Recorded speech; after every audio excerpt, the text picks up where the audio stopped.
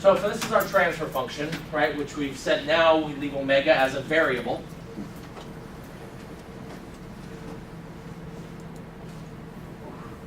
Not great.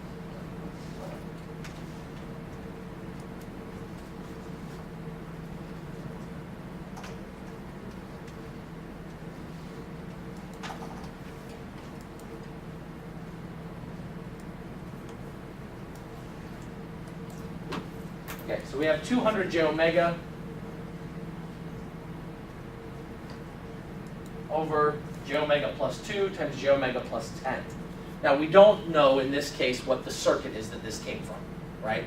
But we saw last time the examples that this, remember that this transfer function is telling us the output, so let's assume this is voltage, right?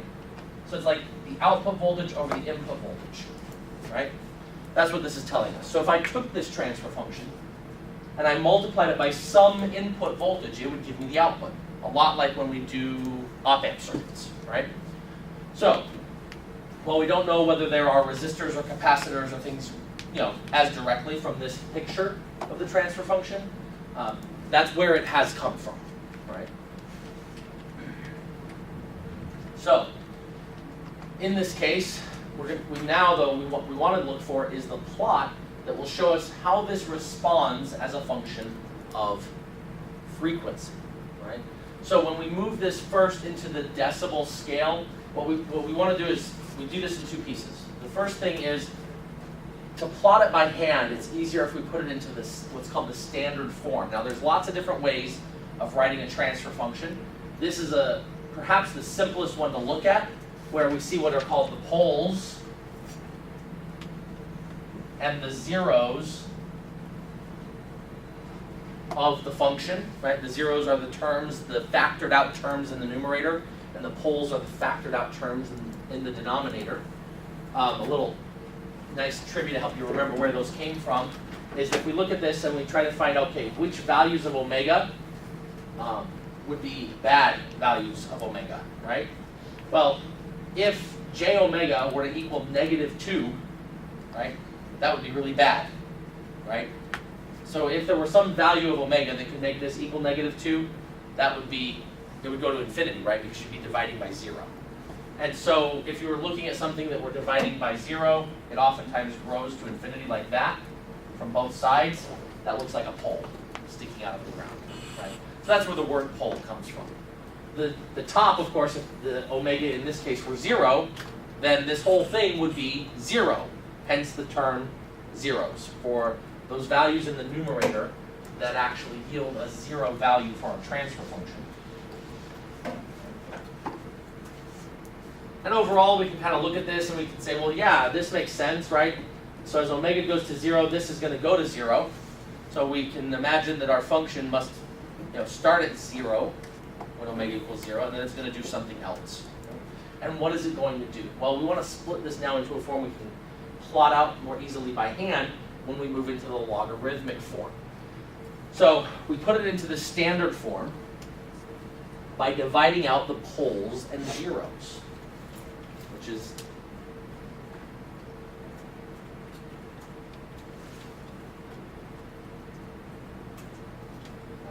so we started out here, we know that there's a pole at -2, right? So this 2 is a pole. So we're going to divide everything by 2 to factor this 2 to the outside, right? And I'm going to get something that looks like, I'll leave this for now.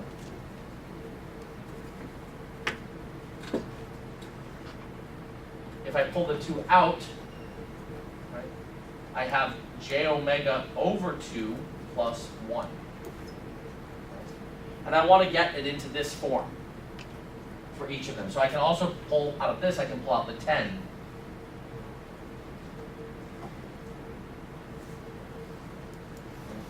And I'll get a term that looks like this. This standard form is a little bit easier to plot. It lets me use that little table, right? And I can figure out now by looking at this value down here what the corner frequency is, where those turns are going to be made in my plot. again, if I'm looking at this little table, you'll notice along the left-hand side here, the factors are all written in this standard form. So a pole, right, a 1 over 1 plus j omega over p, the value of the pole, to the nth power. Well, that's what this term now looks like, right? This piece right here looks like a 1 over 1 plus j omega over 2. So here's p. And the n, which would be the factor right here, in this case, of course, is a 1. Right? And so that tells me that there's a piece of this function that I will plot using this line of the table. Right? And it tells me that I'm going to go along the graph, that Bode plot graph, right, that semi-log plot. I'm going to go along until at 0, right along the axis, until I hit the value of p. And then I'm going to take a turn down with a slope of minus 20 dB per decade. So that's what will come out of this eventually. So the reason we're putting it in this form, though, again, if we switch back over to the book, you'll see we can separate these terms when we go to the magnitude and phase. So this piece, right, by pulling all those factors out, we can now turn this not only into this basic standard form here, but we can find the magnitude and the phase components as well, right? When we take the magnitude, so h omega times its complex conjugate, we take the complex conjugate, each of these is multiplication factors, right? And so that allows us to just get the magnitude of each of those. And of course here I have 200 divided by 20, so that leaves me with a 10. Right? And then I have magnitude of j omega, and then in the denominator I have the magnitude of each of those poles. And then the phases have to work out as well. And the phases, by looking at the imaginary parts, right, taking the arctan of the imaginary over the real of each piece, I end up with these pieces. One piece from the 0, the plus 90 piece here, and then the minus the angle due to this pole, and minus any phase change due to this pole. When we go to that log plot, what it allows me to do is to separate these out now into additive pieces, because log of a product becomes the sum of the logs of the individual pieces, right? And so that's, again, one of the nice things about taking a log.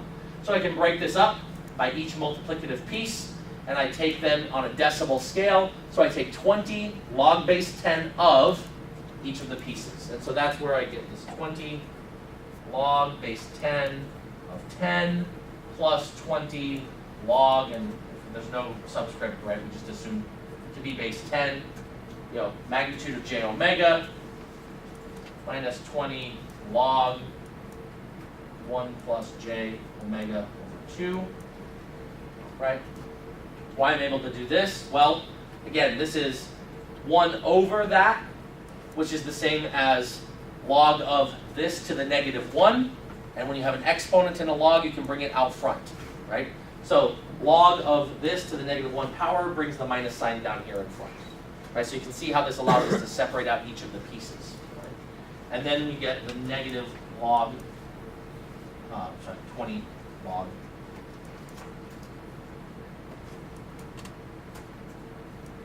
One plus j omega over 10. And then the phase shifts we can read directly from here, right? There's the 90 minus the arctan of omega over 2 minus the arctan of omega over 10. Right? And these are what I'm going to plot. And these give me what are called the construction lines. So when I look at the table, what I'm drawing are these dashed blue lines. This is the hand sketch method, right? So I take the dashed blue line for 20 log 10 of 10. Well, that's just this value right here, right? What's the log base 10 of 10? 1 times 20, so it's 20 decibels. So I sketch this little dotted blue line right here.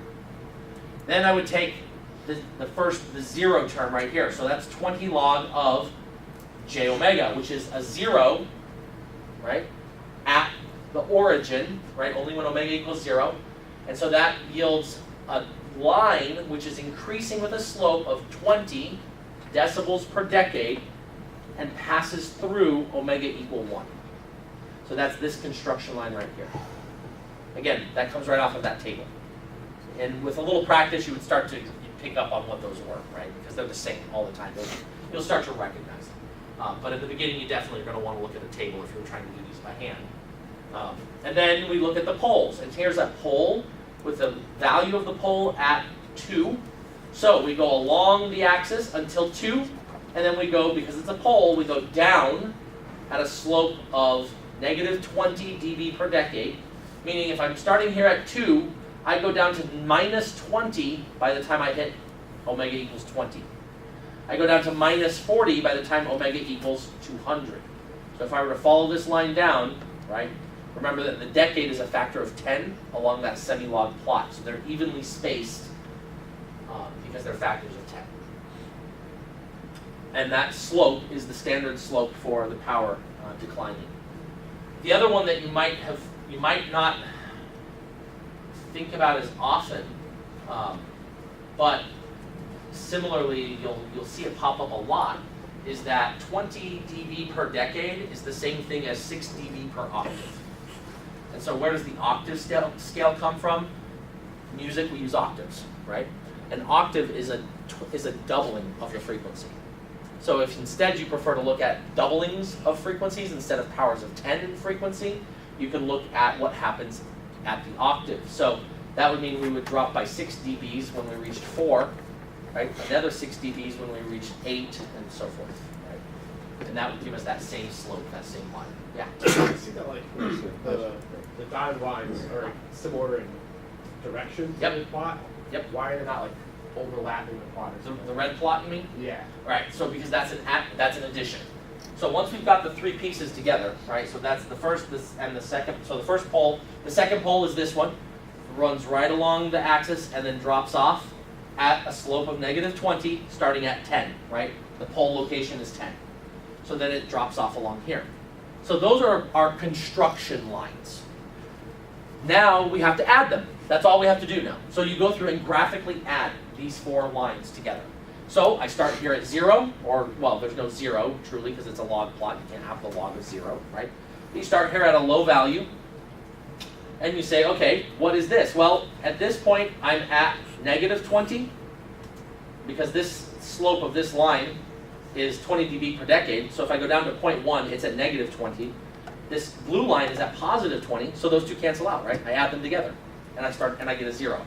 So now the red line is the sum of all of these 4 construction lines. But it's pretty simple to do this sum, because I know that, well, this is constant, so that's not adding anything new, and this one is going up at 20 dB per decade. So I just increase at that slope, 20 dB per decade, until I hit the next corner frequency, or a pole or a 0, which in this case is 2. So at 2, I have to look and say, okay, now what happens? Well, now I have a constant that I've already accounted for. I have a positive going 20 dB per decade and a negative going 20 dB per decade. They cancel each other out. So I become flat again. And I move along until I hit the next corner frequency, which is 10, right? And so here's my 10, and now suddenly something new happens. Well, this line and this line have already canceled each other out, so this construction line now pulls me down at negative 20 dB per decade. And so I get this slope that goes down, right? And that's the end of my poles. So that will just continue to decrease in power as frequency goes up. Right? So as frequency approaches infinity, this is going to go toward, nothing. It's going to die off completely. So what does this look like? This is the behavior of the magnitude as a function of frequency, roughly. It's a rough sketch, right? Normally, we would then go through and you can refine it by rounding out the corners. The corner frequency is actually something called the 3 dB point.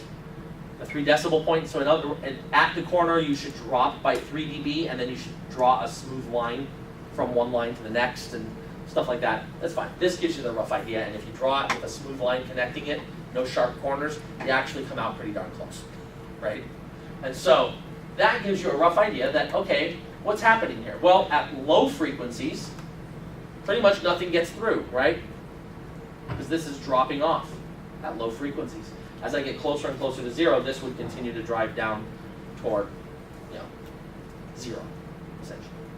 And then, as I increase frequency, I get more and more output. And then, as I continue to increase frequency beyond this point, beyond the omega equals 10 point, the output starts to drop off again. So there's kind of a sweet spot in this, right? That as I ramp up my frequencies, there's a particular frequency that I can put into this circuit that gives me a larger output. So this is actually what we call a bandpass filter, right? It lets a little window of frequencies through. Well, bandpass, notch cuts out one small range of frequencies, right? Now, this may not be the best bandpass filter we could make, but its general behavior is such that it looks kind of like a bandpass filter. We can do the same thing for the phase portion, where we draw the construction lines, right? And we see that there's a 90, that's this blue line here. We see that there's a negative tangent of arctan of omega over 2. So again, we come from, with the frequency, with the phase shift ones, they're a little bit different to draw.